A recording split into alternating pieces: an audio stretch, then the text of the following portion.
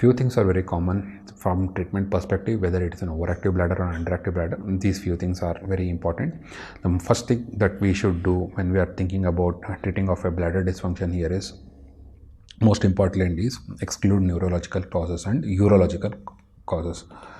Neurological, any abnormalities, that is presence of any bladder neurological nervous disorders, bladder abnormalities is something that we are looking at. Urological disorders, again with the help of imaging, history, and we would like to rule out any presence of any duplication anomalies or any congenital anomalies of urinary tract, kidney and urinary tract, that we are excluding.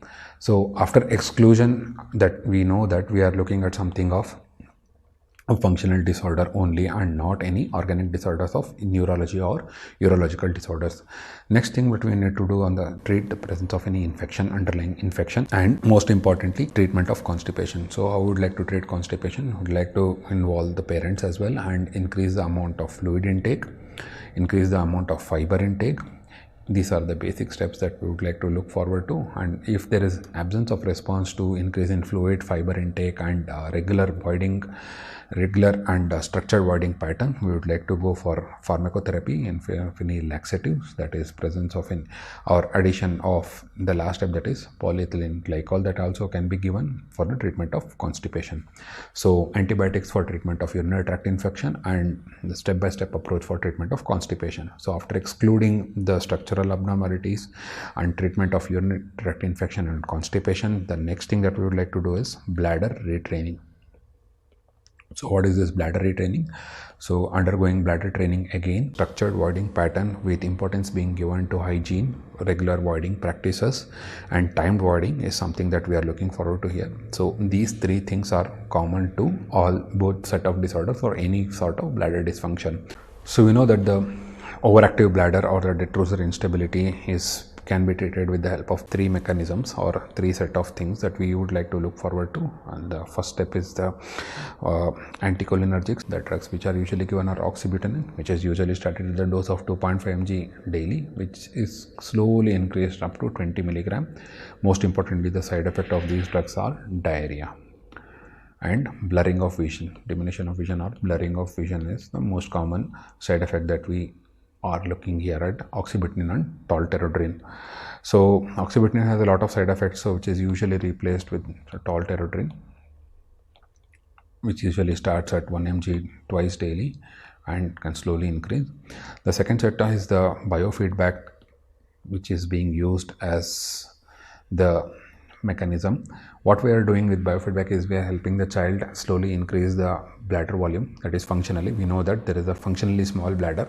With the help of deep breathing pattern and ability to gauge the contraction of bladder or abdominal muscles by keeping the hand over the abdomen, these are the few things that we are doing. And with the help of pelvic floor muscle exercises or tightening or strengthening the pelvic floor muscle exercise with the help of Kegels exercises, these are the things that we are doing. And also bladder retraining with or without the help of bladder retraining. So these are the things that we are doing when we are talking about the biofeedback.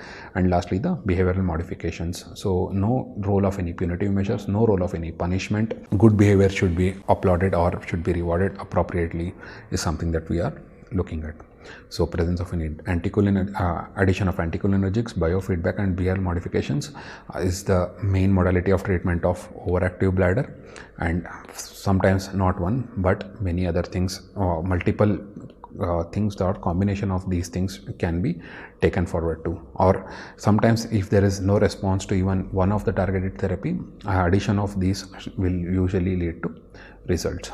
Done with this stuff. So overactive bladder, it typically exhibits urinary incontinence, frequency and urgent incontinence.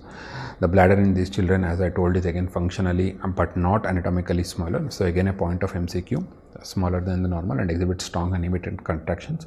So the urinary bladder capacity is functionally and not anatomically small. 25% of these with nocturnal enuresis also have symptoms of an overactive bladder, and constipation should be treated. So this again has been discussed. So whenever we are treating these things, time to resolution is highly variable, occasionally until the teenage years, but we know that beyond 15 years this usually do not extend. So initially is a time voiding, every 1 to 2 hour voiding is required. And another treatment again we discuss is the biofeedback, that is taught to pelvic floor exercise, strengthening the pelvic floor muscles and eliminating the unstable bladder contractions is the mechanism that happens when you're dealing with Kegels exercises. So biofeedback is usually consisting of 8 to 10 hours of 1 hour sessions and may include participations of any animated computer games and may include periodic uroflow studies with sphincter EMG to be certain that the pelvic floor relaxes during voiding and assessment of post-void residue as well. So these are the few things that we are looking forward to in biofeedback and anticholinergics. And lastly, if it is refractory to biofeedback, behavioral modification and anticholinergics, the last thing that we would like to look at is the alpha blockers, that is doxazocin or prazosin. So what are these things that can help in? They can help in bladder emptying by promoting bladder neck relaxation, and they have mild anticholinergic properties as well. So the drugs, behavioral modification and biofeedback are something that we are looking forward here.